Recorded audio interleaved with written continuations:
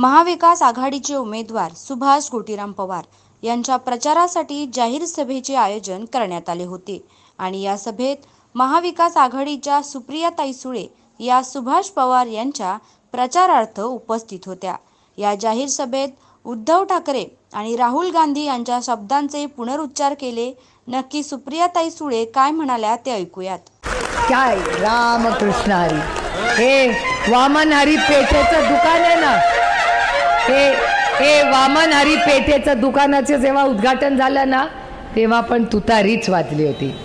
जेव्हा डॉमिनोजचं उद्घाटन होतं ना तेव्हा पण तुतारीच वाजली होती।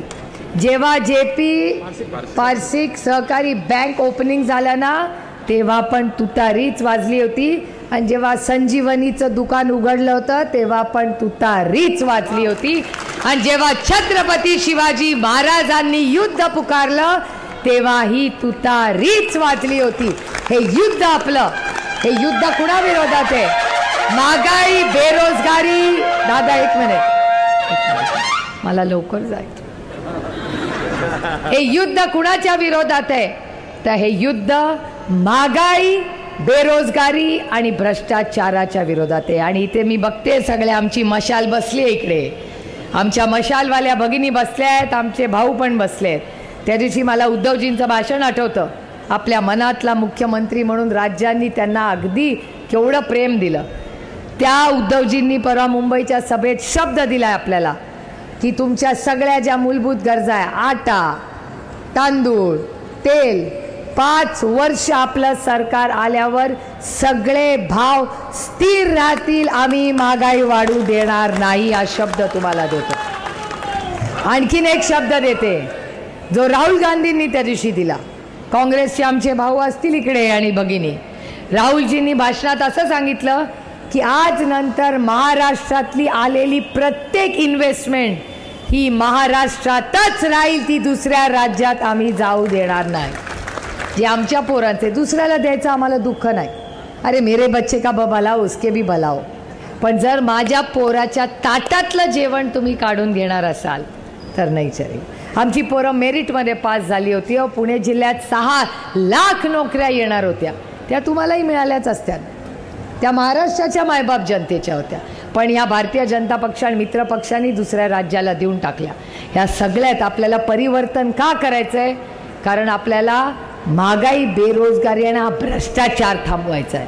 बाद झाला यांचा भ्रष्टाचार। आता यांच्या घरात पैसे जाणार नाही, 50 खोके नॉट ओके, नाही चालणार खोके तुमच्या घरातले।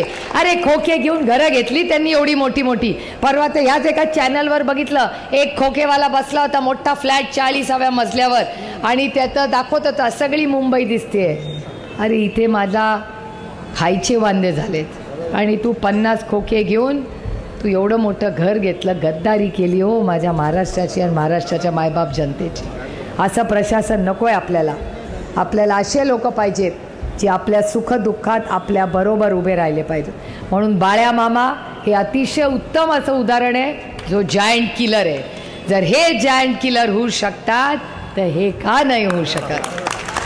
कारण माझा विश्वास तुमच्यावर आहे। तुम्हाला बदल हवाय, आपल्याला बदल हवाय, आपल्याला महाराष्ट्रात परिवर्तन करायचंय आणि महाराष्ट्रात एक स्वाभिमानी सरकार आणायचंय। दिल्लीचा मान सन्मान सगळा करू, पण महाराष्ट्र दिल्ली के सामने ना झुका है ना झुकेगा।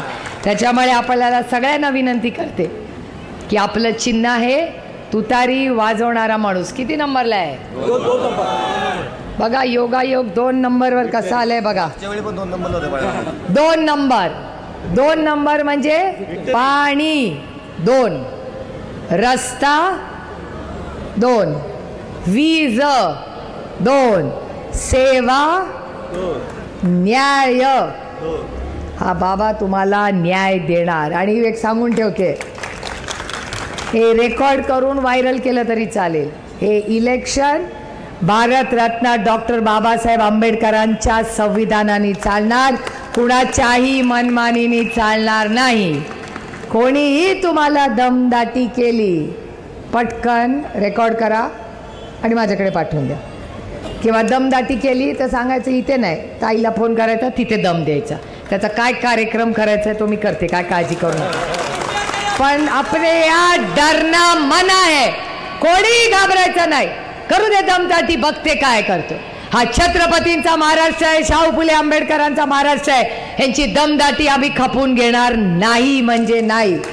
त्याच्यामुळे अजिबात घाबरू नका. बिंदास बाळ्या मामाला फोन करा, मला फोन करा. माझा फोन 24 तास चालू आहे 20 तारखेपर्यंत. नाही तर रोज नवरा म्हणेल बस झालं ना आता.